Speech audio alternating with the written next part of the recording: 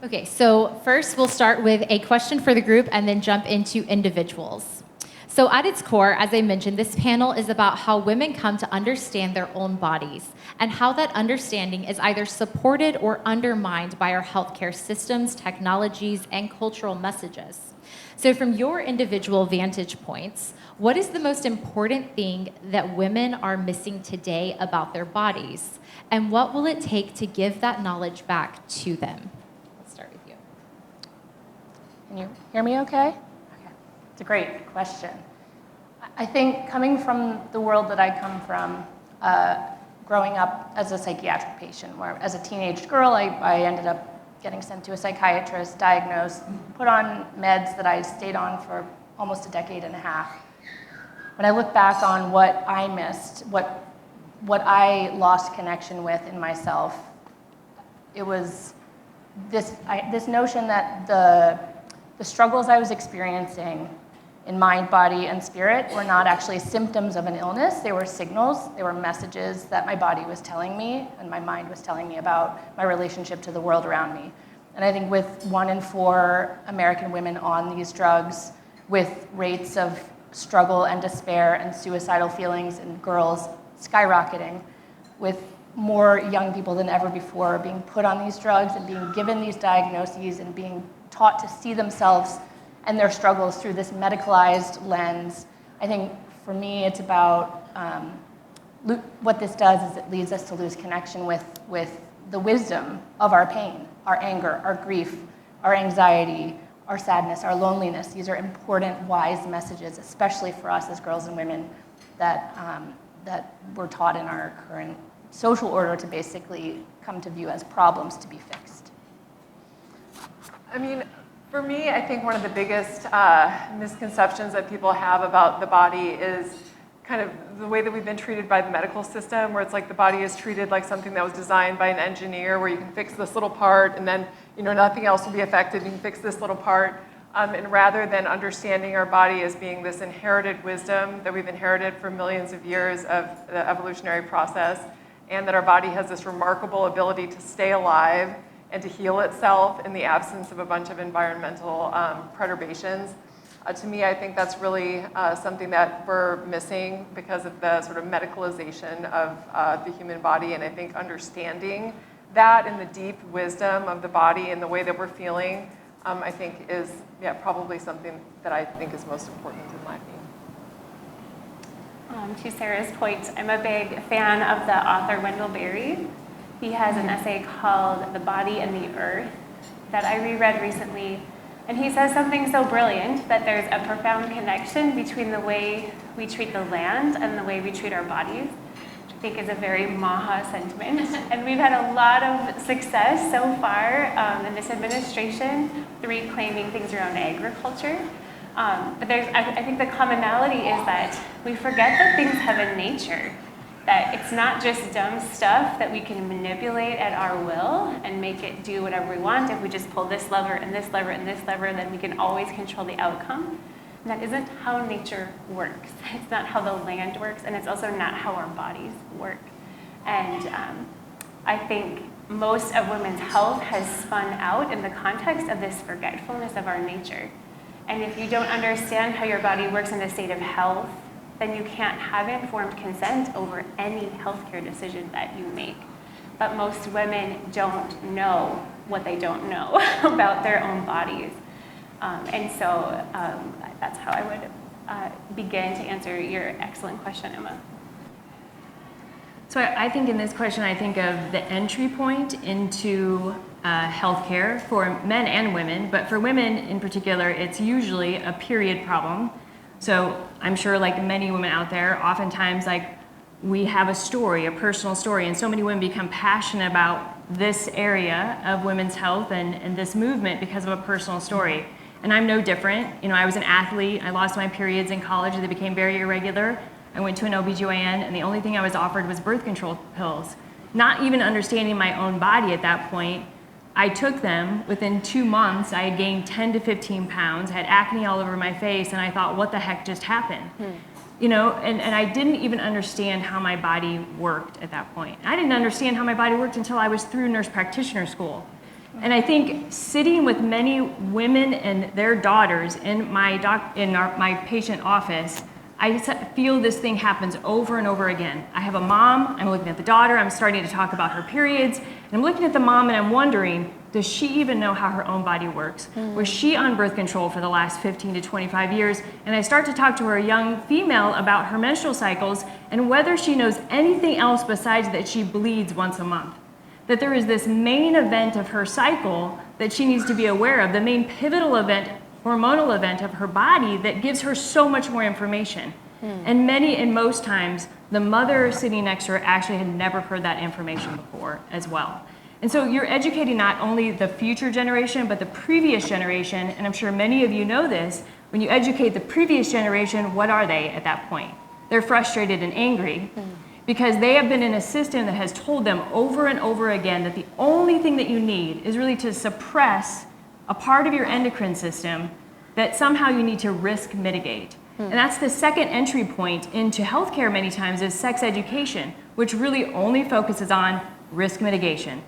Can we prevent you from getting pregnant and prevent you from getting a sexually transmitted infection? That's the entry point for people understanding their hormones, but not really. Those people never understand their bodies. They're really just told there's something they constantly need to risk mitigate, this part of their endocrine system.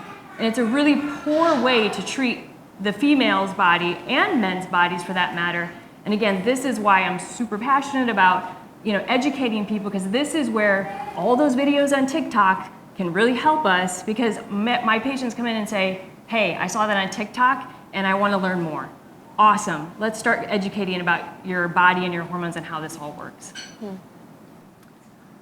I come to this from a little bit of a different perspective. My background's not in the medical field, but in the technology policy space. And so what I would say that I think both women and men need to realize is that their use of internet technology in particular can affect fertility. And so my research has focused on actually the impact of pornography use and the effect that that has on fertility. That not only is internet pornography replacing in-person sexual activity, we've just seen drastic decreases over the last several years in-person sexual activity, but also pornography warps and changes our desires, that people who become more frequent users of pornography actually prefer pornography than to sex with a real person.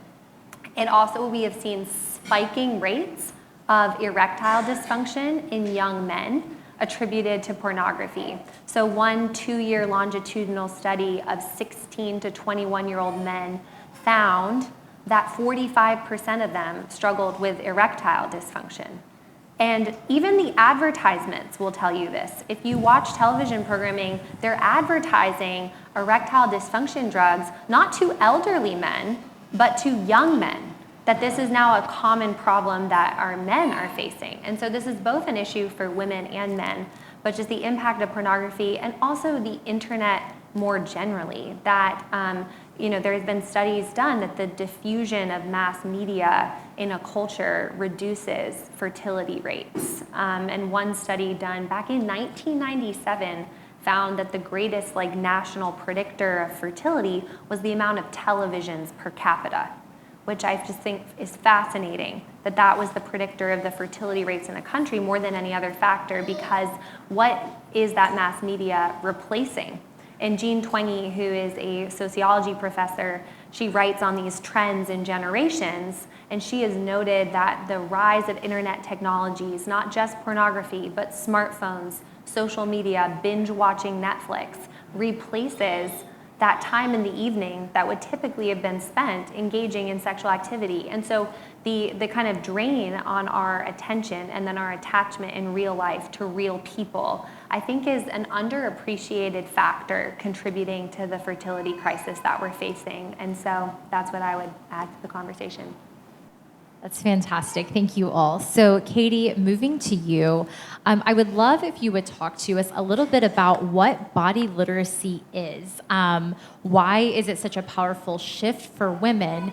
And also, if you could just address in the midst of that how accessible it is. There's oftentimes this notion that cycle tracking, that body literacy is for a certain class of person or a certain person who's engaged, who wants to be deeply aware, right? And so I would love to hear you speak, just on what body literacy is and how it applies beyond just your typical demographic. Beautiful, great question, Emma. So yes, always important to define terms. So, I mean, it's kind of obvious, right? If literacy is the ability to decode signs and symbols in language, then body literacy is the ability to understand and interpret the signs that your female body is giving you every day. Some brilliant woman in Canada just wrote a dissertation on body literacy. She says, our bodies are communicating to us as women through our cycles. And our ability to understand this communication is called body literacy. Really simple. A little history on the term. The woman, Laura Wurschler, in 2005 was the executive director for Planned Parenthood of Alberta. And she's credited as introducing this term for the first time in the literature. She said, learning to read and understand the language of the body, learning to observe, chart, and interpret an ovulatory menstrual cycle. And I appreciate that she said ovulatory, right? Because women know they have a red flow, but most women are not taught about their white flow, right? And so we want to position ovulation as the main event of the cycle. We want women to understand that this is the sign of health, that is the fifth vital sign that we're looking for. When I talk about body literacy for adolescents, I think baseline, we want every woman to know that she's a cyclic being, that it is logically incoherent to expect that she feel the same every day of her cycle. We want her to understand what's happening hormonally in the 4 phases of her cycle, how she can expect to feel differently at different times as she moves through those phases. We want her to understand her biomarkers. We want her to be able to understand how her basal body temperature is going to rise in that second half of the cycle and why. We want her to have knowledge on her hormonal ebb and flow and how she could track that with urinary hormones and emerging FemTech should she desire. And then the most available, no technology needed biomarker is of course her white flow, her cervical fluid. We really want her to see how her hormonal health affects her overall health. There is a common myth that women can conceive literally any time. This is not true. We can only conceive during a very narrow window, and most women are unaware of this fact. It's only right around that time of ovulation.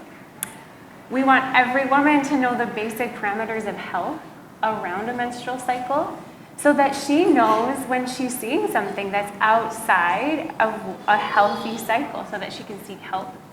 And then we want her to have informed consent about what to do about that. We want her to know she has options. She can choose symptom management through hormonal contraception, and she can also choose to pursue the root cause of hormonal distress, and we want her to have access to that kind of care.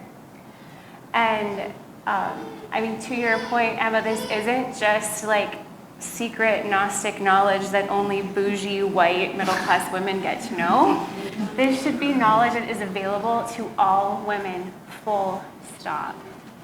And we know where there is greater health illiteracy, there are greater disparities, especially around chronic diseases. And this is true at a high level, and it's especially true when we talk about body illiteracy and women's health issues. And I think we could really put a dent in erasing those disparities in health if we spent more time focusing on under-resourced populations and building this basic knowledge that, as my colleague Grace said, is every woman's birthright. That's wonderful, Katie. And as someone who's looked through Elevate and other programs that you've put together, I wish I had had that when I was going through middle and high school. But this brings me, Sarah, to you. This Is Your Brain on Birth Control was like this secret knowledge that all of our friends in Gen Z passed around when it came out. And it started out as whispers. We were like, did you know that you could criticize birth control? And this woman has the studies to prove it. And all of a sudden we were like, this is amazing.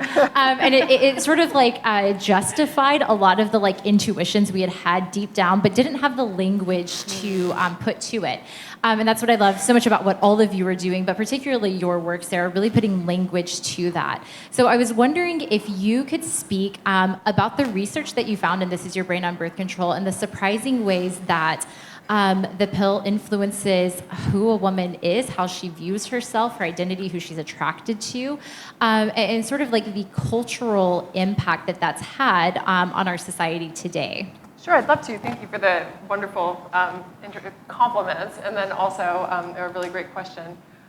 So I think the most important thing that I start to address with This Is Your Brain on Birth Control is just this idea that we are our hormones. You know, and we tend to think about our hormones as something that happens to us, right? Like, oh, you know, I got this pimple as my hormones, or, during puberty I feel terrible as my hormones. But our hormones are a part of the signaling machinery that our brain uses to create the experience of being the person we are, right? And when our hormones change, that means that it changes the version of ourselves that our brain creates. And what this means, again, just to sort of build on this, is that when you take a naturally cycling woman, and for a naturally cycling woman, you get this beautiful ebb and flow between women's two primary sex hormones, which is estrogen, which rises and peaks in the first half of the menstrual cycle, right, peaking right prior to ovulation and then falling. And then in the second half of the cycle, you get the rise of this other second primary sex hormone, progesterone, right? And with these two, the waxing and waning of these two hormones, women's experiences change, right? And so we know from decades of research now in neuroendocrinology that when estrogen is high and rising in the cycle, that women have more energy, they have higher libido, so their sexual desire increases, their sexual behavior tends to increase, they tend to look, sound, and smell sexier to men at this time relative to other points in the cycle. They walk faster, right? They enjoy music more. I mean, their brain is like primed for the world and like taking in information. The spines on your like you get these dendritic spines on your neurons, they start to sprout in response to estrogen. And you're your most sort of responsive, sexy version of yourself that you are across the cycle. That hormone begins to fall, and then progesterone rises, and this hormone makes you a little sleepier, it makes you hungrier, it makes your threat detector increase, which is why women get a little bit more emotional during this time, because it takes less scary information for their alarm bells to sound, right? And so you get these changes where your body's preparing itself for pregnancy, right? And there's this beautiful move between hormones that are designed to coordinate sex and conception, which is estrogen, and then this hormone that's designed for implantation and pregnancy, which is progesterone. And so it shifts who a woman is as she's going between these two states, where her body's optimized for sex and then optimized for pregnancy, and optimized for sex and optimized for pregnancy. And you take hormonal birth control pills, and all of that gets shut down, right? And so a woman is no longer ovulating when you take hormonal birth control. It tells your brain to not stimulate the ovaries to produce an egg, which is how we produce all of our sex hormones, is through the act of ovulation. And so it prevents all of that from happening and gives you the same daily dose of a relatively low level of estrogen and a relatively high level of synthetic progesterone, or what's known as a progestin. And getting this same daily message, it's going to change the version of yourself that your brain creates, right? You're no longer waxing and waning between a version of you that's optimized for sex and a version of you that's optimized for pregnancy. Instead, you're this constant version of somebody who's not quite human, right? Where you have relatively low levels of estrogen, which is why we find, for example, that women who take hormonal birth control tend to have lower libido relative to naturally cycling women, particularly naturally cycling women in the estrogenic phase of the cycle. But you also tend to get changes even in things like attraction, right? Because we also know, for example, from decades of research, that when estrogen is high across the cycle, that women are most sort of highly attuned to cues related to testosterone. in potential partners. And so we know that when women are at an estrogenic part in their cycle, they have a heightened preference for masculinized male faces, voices, and behaviors, right? And so when you suppress that, what you find is that that nudges women, not so much like in terms of a major mate choice preference, but instead they're not emphasizing those qualities in their partner choice and instead are focusing on other qualities, right, which are also important. So things, for example, like provisioning ability and parenting quality, some of those things that might be more important in the context of pregnancy, right? And so what we find is that taking the birth control pill, in addition to having some of the side effects that all of us know about, right, the possibility of a stroke or a possibility of, a heart attack, that it can also potentially nudge your partner preferences in ways that are somewhat different than what they would be when you're naturally cycling. We know also that it's associated with an increased risk of developing mental health disorders, particularly in teenagers whose brains aren't done developing. And this is one thing that's almost never talked about when we're talking about the birth control pill, and that is that if you take it prior to your brain being done developing, so if you take it during adolescence, and usually in psychology or in the world of neuroscience, we define adolescence as any time before age 19. It's like 12 to 19 is generally the window that we consider adolescence. Your brain is still developing, right? And guess who coordinates pubertal brain development in the body? It's your sex hormones, right? So what happens when we suppress women's sex hormones during the pubertal transition and don't allow them to do the things that they're normally supposed to be doing during brain development? And the answer to that question is we don't know, because nobody is studying it, right? So we have this generation of a natural experiment on women where we don't know how it's changing brain development. Women are being put on the birth control pill as teenagers for things that are as sort of minor as irregular cycles, right? And this is something that can potentially have lasting impact on their brain. And until we have the research to know whether or not this matters, right? Because there's no way it doesn't affect brain development. Like there's no universe in which this could possibly be possible, given the way that hormones orchestrate brain developmental changes during the pubertal transition. The thing we don't know is whether it matters, right? And how much it matters. And so these are things that we critically need to know, right? But all of these are sort of the hidden story behind hormonal birth control and its sweeping impact on the way that women think and feel and experience the world. So, thank you. Incredible. So Teresa, going to you. So you host the podcast, The Hormone Genius. You're meeting with patients and working with women. So I would love to hear some of the aha moment stories where women or guests of yours on the show are really, having those moments like many of us just had listening to Sarah, where they're like, wow, I had no idea that's what was going on. So kicking it over to you. Yeah, I mean, actually listening to Sarah, I'm like, I got a story for that. I mean, and this is one story that I'll tell you, and it makes me wonder, and if you have any, and maybe you will do future research on this, is I had a patient one time who had taken birth control since she was like 15 or 16, took it until she was 30. She hadn't met the person that she would eventually want to have children with. But until she got off birth control, she had never thought about the way she felt about children.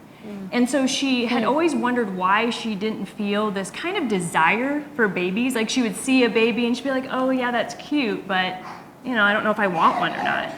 And it wasn't until she came off birth control that she all of a sudden looked at a baby and thought, I want that.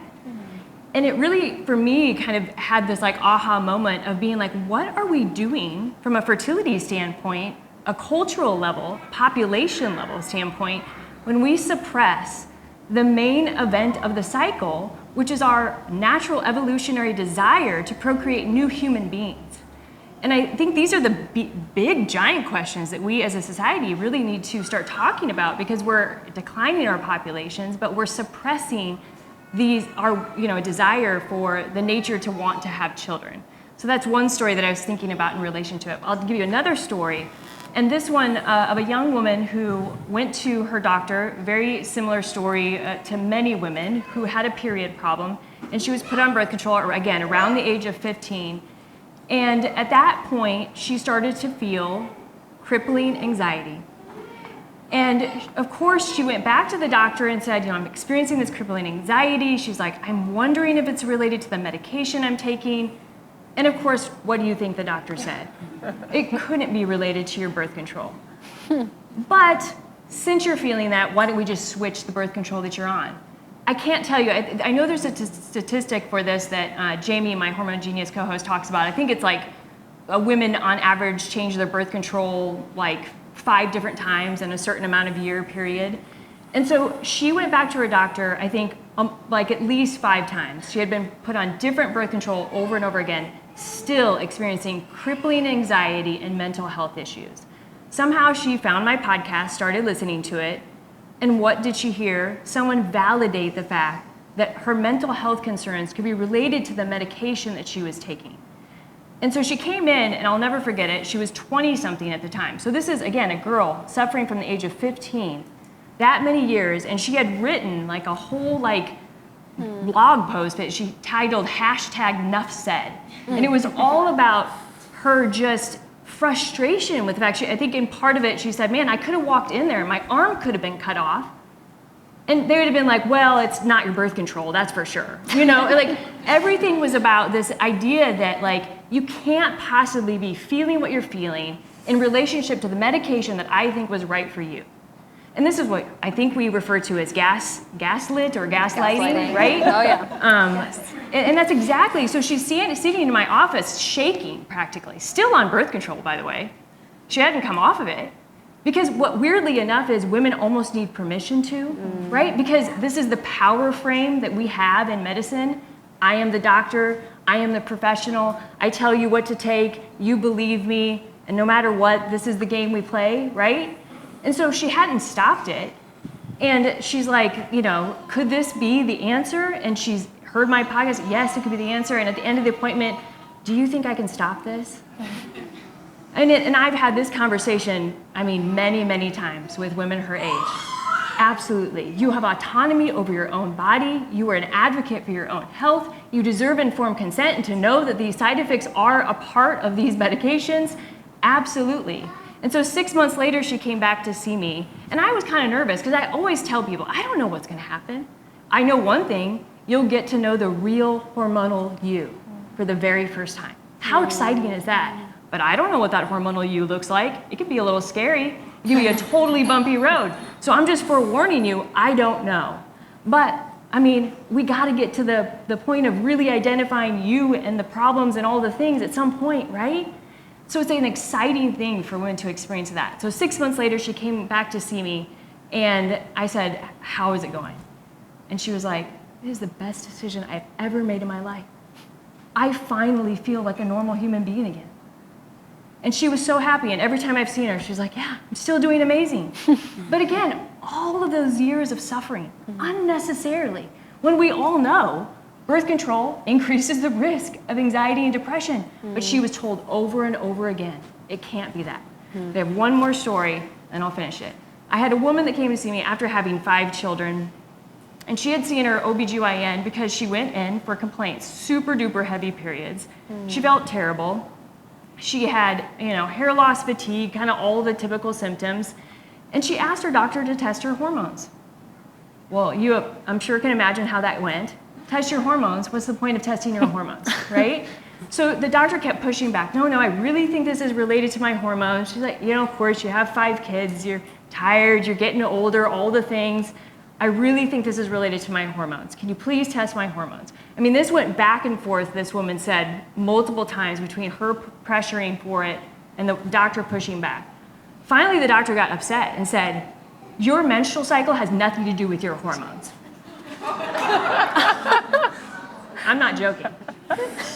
What, 9 years of medical school to make that statement? To make that statement. Okay, she comes to me, comes in, same complaints, tells me the story. Guys, if you would have just looked at the woman, she had a massive goiter. A massive goiter. Not only that, it was asymmetric. Had the doctor just looked at her, she could have made the diagnosis practically by just looking at her and listening to her symptoms. A simple blood test revealed she had massive hypothyroidism and a thyroid tumor that needed to be removed. I mean, this is over and over the type of health care women are getting. It's at the point where OBGYNs are kind of like, I just deliver babies. I mean, and let's not get into menopause and that disaster, but you know, at this point, it's just kind of like, I'm a one-trick pony. I deliver babies. I don't do anything else. I don't know how to test your hormones.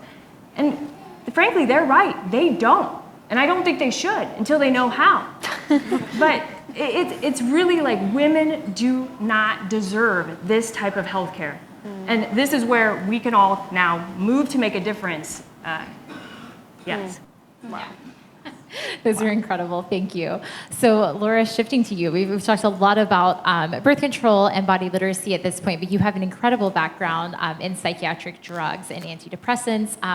And so, what I would love for you to speak to is you've talked about before how psychiatric drugs can disrupt a woman's connection to her cycle, to her libido, and even to her instincts. So, I was wondering if you could explain how these drugs affect body awareness. And what women often realize only after they start taking these drugs?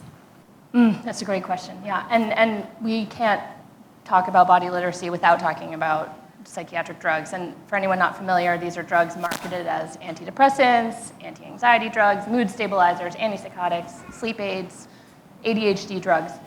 And you know, with, as I said before, with 1 in 4 adult women on these drugs, and, you know, with teenage girls between 2016 and 2022, rates of antidepressant use shot up 66%. This is an epidemic issue here. And you know, we're told this mythology that when you're struggling, it's because you have, you know, when you're having a mental and emotional challenge of some kind, it's because you have a chemical imbalance in your brain. Here's a pill that's going to treat that chemical imbalance like a magic bullet.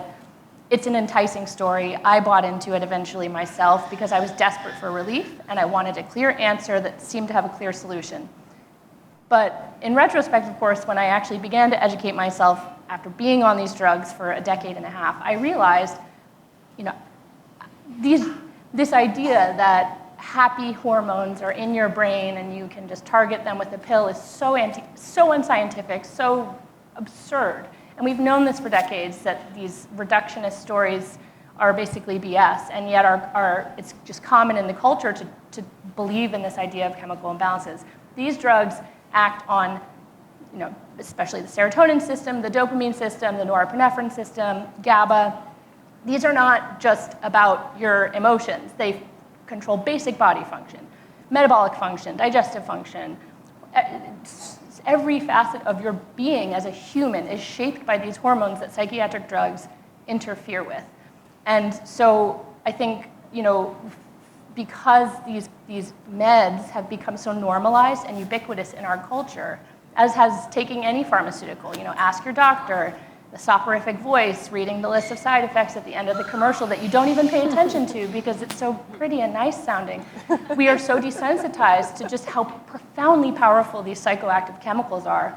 And you know, Sarah, one thing I'd love to chat more about with you is that these drugs, when I looked at the FDA website after I began questioning these pills I'd been on through the most formative years of my life, I was shocked to learn that these drugs are studied on the average, on the basis of studies that last 6 to 8 weeks, yet most of us go on to take them for years, with zero evidence base for their safety and effectiveness. These drugs have there's no research in polypharmacy. All of these things I had just taken for granted because if my doctor was putting me on these things, then they must be studied and safe and effective. We as women, as girls and women, men and boys too, you know, have to take this power back into our own hands and recognize that the decision to start one of these pills and potentially stay on it for the long term brings so many consequences. Perhaps one of the most important ones being, because these drugs are only looked at for short-term use, what none of us are being told is that when you take them for long periods of time, you become physically dependent on them. And that means that if you try to stop your drug down the line and you feel horrible, you're going to be told, oh, you're having a relapse, quote unquote, a relapse of your depression or your anxiety.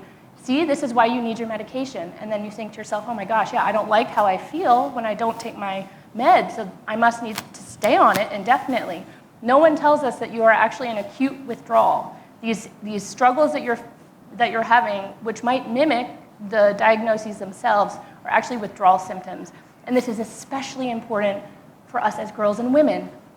When we are put on these drugs young, we are not being told, by the way, if you stay on these drugs to your 20s, one day, if you eventually decide you want to have kids, you might have a hell of a time getting off of these. You may need years, literally years, to taper off of them in order to minimize withdrawal symptoms. So make sure you factor that in to your family planning.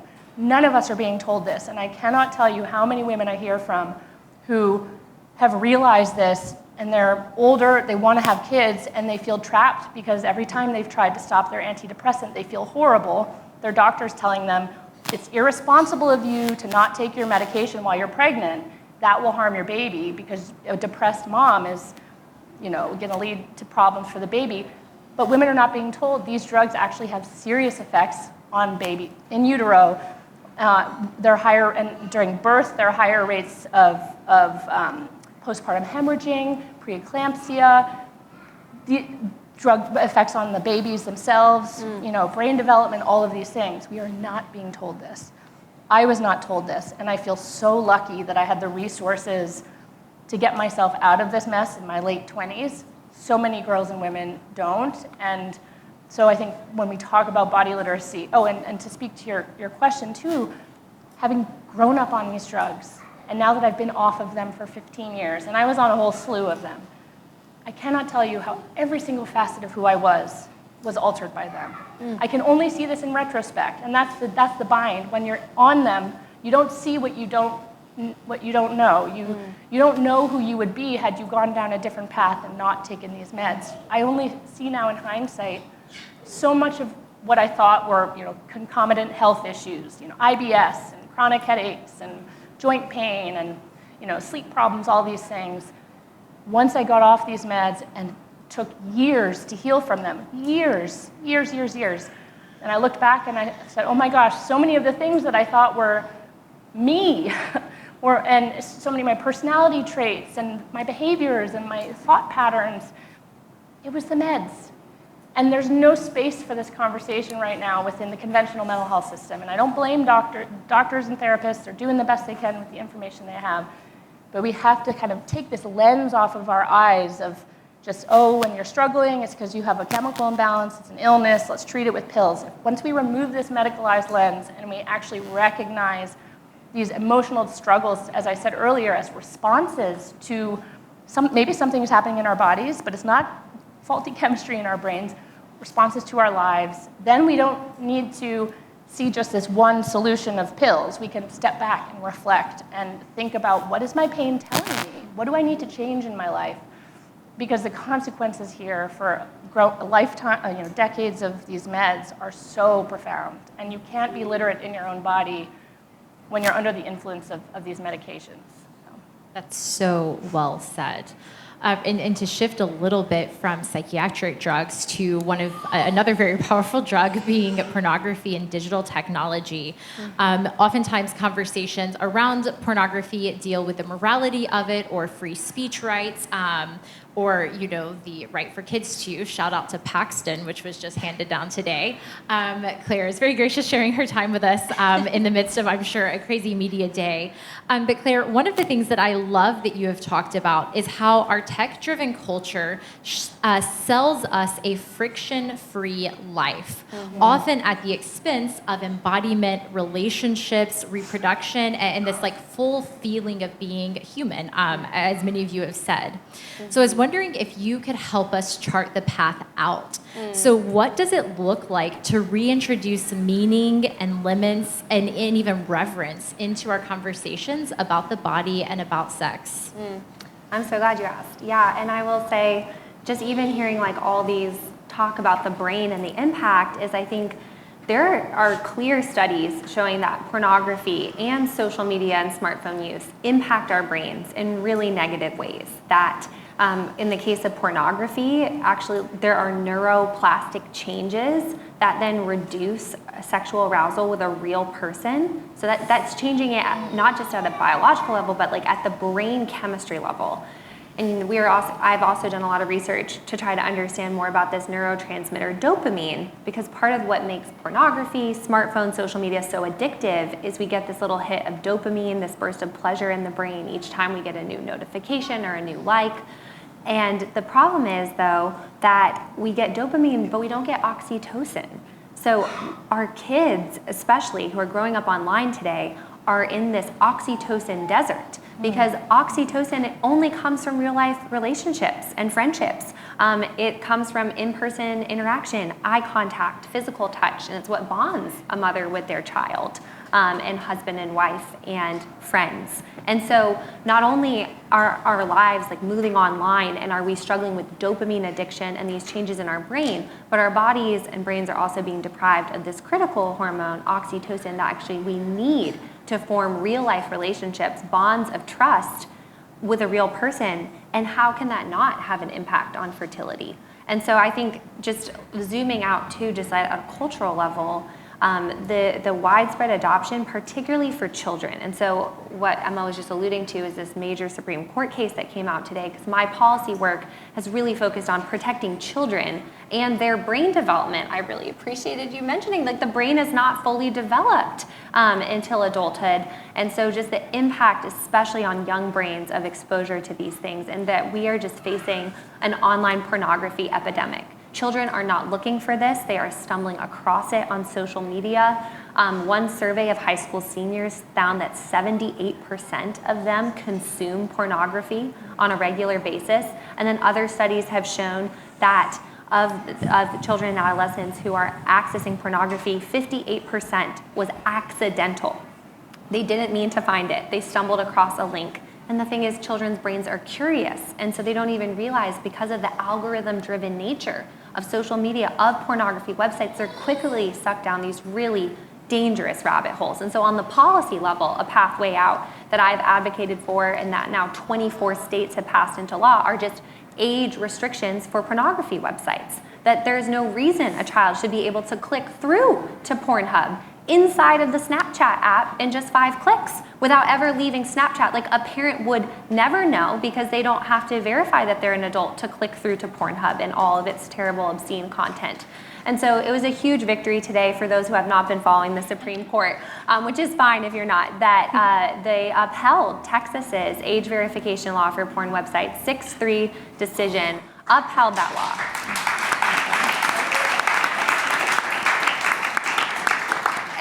And I can't emphasize enough how much of a landmark decision this is, and what the court really recognized was the change in technology the last 20 years that made them revisit that past precedent, because of how ubiquitous and easy it is for kids to access, and how difficult it is for parents to effectively filter children's devices. So parents critically need backup.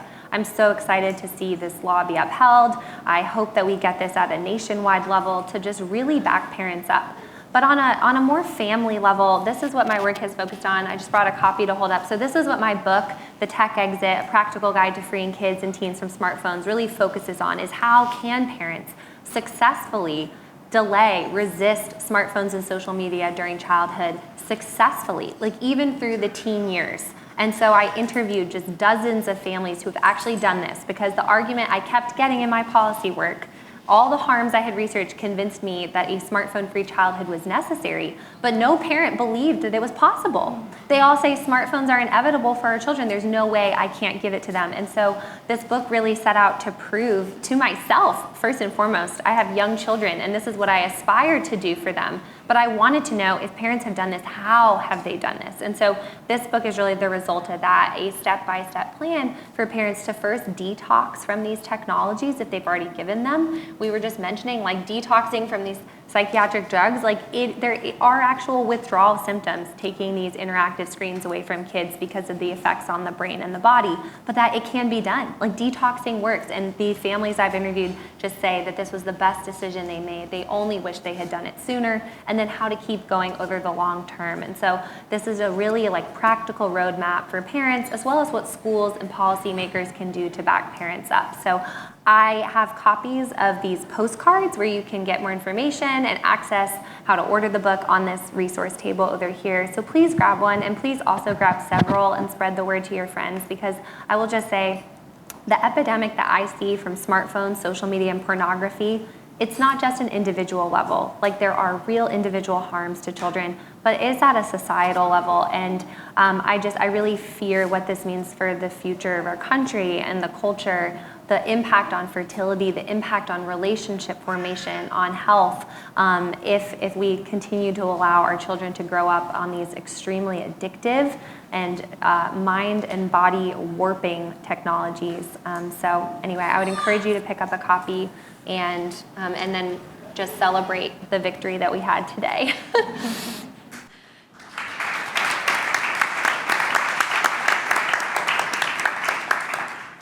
My first official employer, Brad Wilcox with the Institute for Family Studies, once quipped that he spent the first half of his career trying to convince people not to have sex and get pregnant outside of marriage. And he's spending the second half of his career trying to convince people to just have sex and get married because it's such an amazing thing. And like, if the kids would just get together, we might save the country. But at the encouragement of Claire Morell's work and so many of our friends in this space, my husband and I have ordered dumb phones, purchased a Garmin off Facebook Marketplace, and we're starting a 30-day fast from all screens, except for my laptop because the Heritage Foundation still requires that I work. But we believe that creating that kind of life for our children starts with creating it in the home and the relationship that we have with one another.